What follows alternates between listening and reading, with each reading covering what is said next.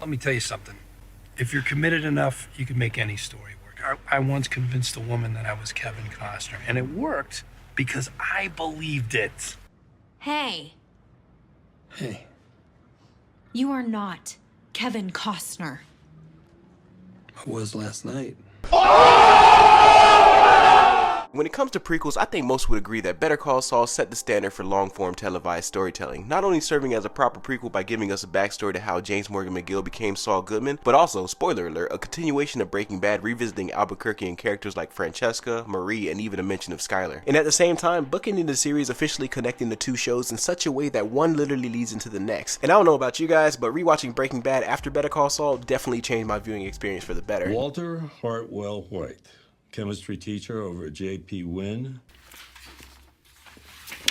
Oh my God. You really are a chemistry teacher. And speaking of viewing experience, I mean, you've seen the thumbnail, right? So in this video, I decided to gather a few different ideas from the comments that I feel add a certain je ne sais quoi to Better Call Saul that I would just love to explore, and at the same time share a couple concepts that might just get a continuation one day. But that will be up to you guys, so you can consider this video an official, unofficial part 1 to some of these theories. And if you could leave a like on this video to support the channel and even consider subscribing to stay up to date with the latest content, I'd appreciate it.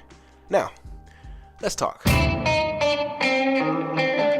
So after Nacho says the most infamous last words of all time, he'd break free from his zip ties with the piece of glass that he kept from Gus's trailer the night before. And after stripping Juan Bolsa of his gun and using him as a human shield, Nacho looks around all wild-eyed now at everyone with their guns drawn. And after about a 10-second standoff, instead of Nacho turning the gun on himself, he'd instead fire a round near Hector's wheelchair and yell for everyone to get back as he waves the gun around. And the Salamanca cousins in unison would step in front of Hector, shielding him without breaking eye contact with Nacho. And Victor and Tyrus would do the same for Gus, with the only sound being heard is Nacho's heavy breathing and Juan Bolsa yelling in Spanish for someone to get him. And way out in the distance, Mike watches the whole thing through the sniper scope, saying to himself, "Kid, what are you doing?" And Nacho, with the pistol still pressed against Bolsa's head, would quickly reach for the keys inside his pocket and not even for a second breaking eye contact with the Salamanca twins. Because let's be honest, Nacho would be way more worried about the people who single-handedly took out an entire gang in one afternoon than Gus, who wins either way at this point. So the Chicken Man would just keep his guys at the ready with no intentions of them shooting, and he, like everyone else, would just observe how this thing would all play out. And as Nacho begins shuffling towards Bolsa's car, Lionel, one of the Salamanca cousins, says in Spanish in his usual calm demeanor, "Blood for blood," referring to Lalo, unaware that he's still alive at this point. And Bolsa even tries to bring up the good death offer to Nacho again, but he gets no response, being too fixated on the cousins. And for the Salamancas, let's just get this out the way. The only thing that was keeping them from unloading the clip on Nacho was the fact that Hector was there and he was vulnerable. And being that Nacho already took a shot at him, keeping Hector safe was the top priority, not revenge or Bolsa. So yeah, if they can save him, they will, but if not, in the words of Ivan Drago, He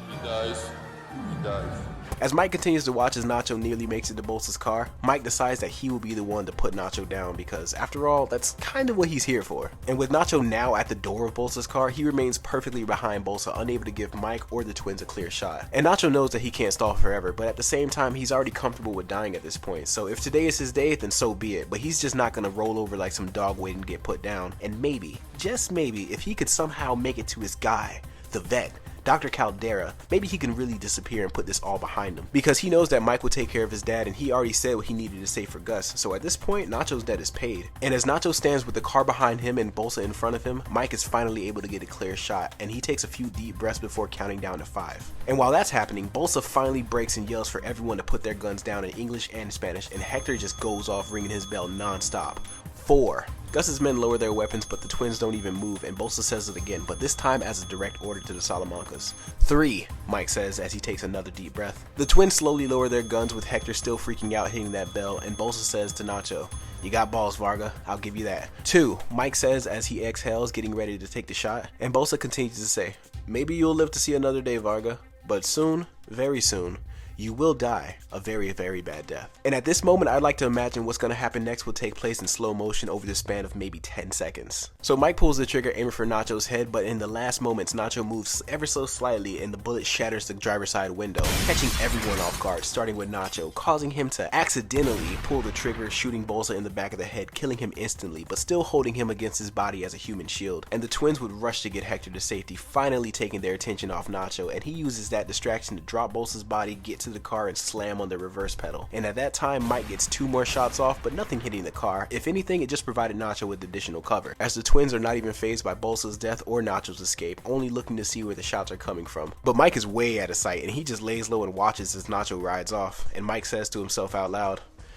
"Hell of a head start, kid," as he begins packing his gear. And I think that's where I'll leave this one for now. I can definitely see myself coming back to this storyline, but who knows? I'll leave that one up to you guys. And shout out to this absolute legend right here for this recommendation. This would not be possible without you, and I want you to know that from the bottom of my heart. Now, let's keep going.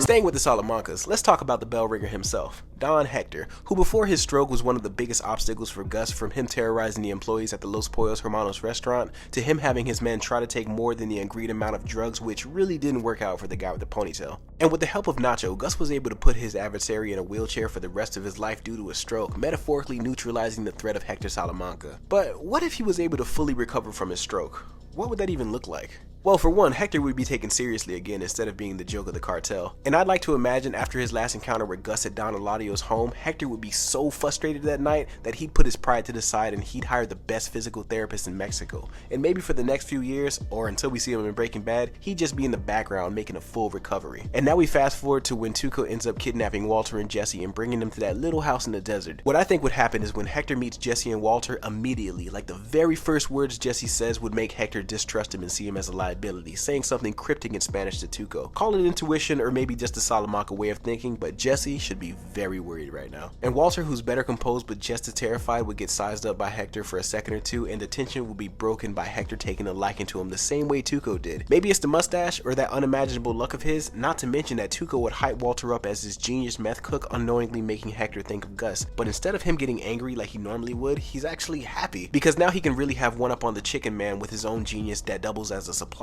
So win-win for him. And maybe it's the desert heat, but after those introductions, Jesse and Walter begin sweating nervously as Hector tells them to sit down, relax, as Tuco brings him a gallon of water and he heads back to the kitchen. And after about 30 seconds of chugging water and awkward silence between the three of them, Hector asks while puffing a cigar, "What brings you to this business?" as he exhales a puff of smoke. Jesse and Walter look at each other with pained looks as Walter turns towards Hector and says, "My family.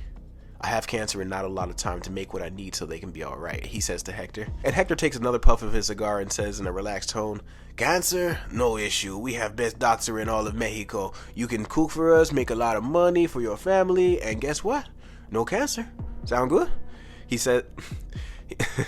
He says, laughing at his own joke. Walter cracks a fake smile and begins to ask Hector something, but is immediately cut off by Hector directing his attention towards Jesse. "What about you? What brings you to this business?" Jesse sits up and clears his throat and says, I'm good, yo. I'm good with, also cooking the crystal." And Hector looks at Jesse with this annoyed and confused expression, like he doesn't really understand what he's saying, but he doesn't like it. And then he glances at Walter for a moment, then asks, "So who's better cook?" And at that moment, Jesse can see Tuco casually loading his gun in the kitchen, and his heart begins to beat faster and faster by the second, not even knowing what to say at this time. And Walter breaks the silence by saying, "We both are. I can't cook without him, and he can't do it without me. We're a team." As Walter looks at Jesse with a reassuring look, and Hector says to Walter in a slightly different but still direct tone, "So is he your family?" as he takes another puff of his cigar. And as Walter faces Hector and begins to explain his partnership with Jesse, he's once again cut off, but this time it's by a gunshot, and Walter's face is misted with Jesse's blood, similar to the Gus flashback when Hector killed Max, but in this case it's Tuco holding a gun with a sadistic smile. And as Jesse's lifeless body falls to the floor, Walter is in disbelief and even partially deaf by being that close to a gunshot, and he watches as blood pours out of Jesse's head onto the floor, with Tuco saying in a serious tone, "Your boy failed my lie detector, Heisenberg. He would have snitched on us if he had the chance. Trust me." Hector, who's unfazed by what just happened, asks Walter in the same direct tone, "Can you still cook?" And Walter quickly and nervously shakes his head and says, "Yes, I can still cook."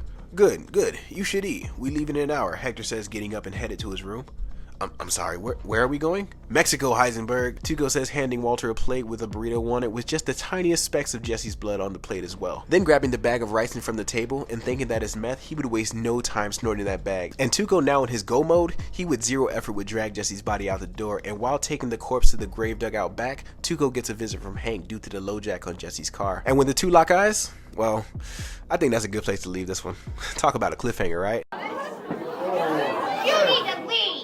Don't be mad at me. I just wanted to be able to squeeze one more into this video. And besides, it's up to you guys if you want me to continue this story or not, because I have some ideas. So please let me know down in the comments for part 2. And this idea was brought to you by a few different people. This person, this person, this person, and this person. So to all of you guys are all amazing and unique as your names are. Now, let's end this one on a happier note.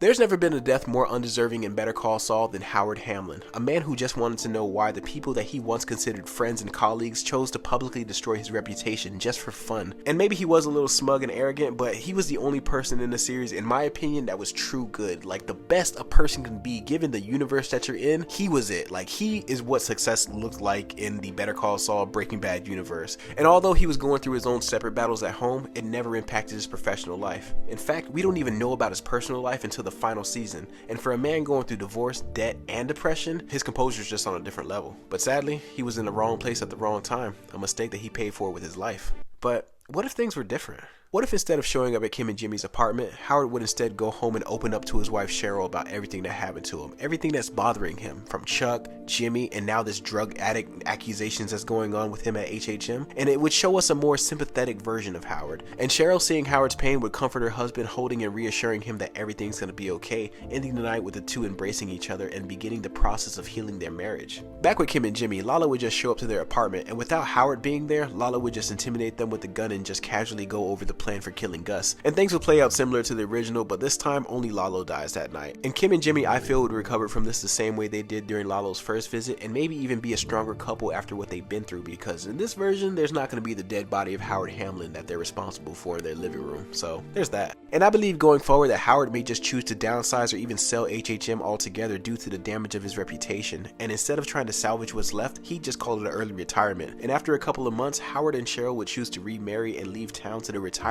state of the world, Florida. And as far as Kim and Jimmy, after they get their share of the Sandpiper settlement, Kim would start her own pro bono law firm while keeping Jimmy from falling too far into the Albuquerque underworld, because at this point, he has everything that he's ever wanted. He has Kim, the fears of Lalo are officially behind him, and now he can really be the best version of himself. And during the episode of Breaking Bad in Better Call Saul, I know it's confusing, but when Mike comes into the office to brief him about Walter and Jesse, Kim would be there as well, and she would actually side with Mike about the risk that Walter poses. And without too much convincing, Saul would let the idea of working with Heisenberg go, as he calls in his next client. And scene. Hey guys, I want to thank you so much for watching this video, and thank you all for the recommendations. This will definitely keep me busy for a while, which is not by any means a complaint, because I love the Breaking Bad universe and all the possibilities that I create. And every time I make one of these videos, I end up binge watching either one of the series, so that's always just a fun time for me. But I want to hear from you guys. What are your thoughts on these theories/stories? Do you love it? Do you hate it? Should I continue any of them? Whatever it is, let me know down below in the comments, and I'll do my best to respond. Until then, my name is Merge. Later.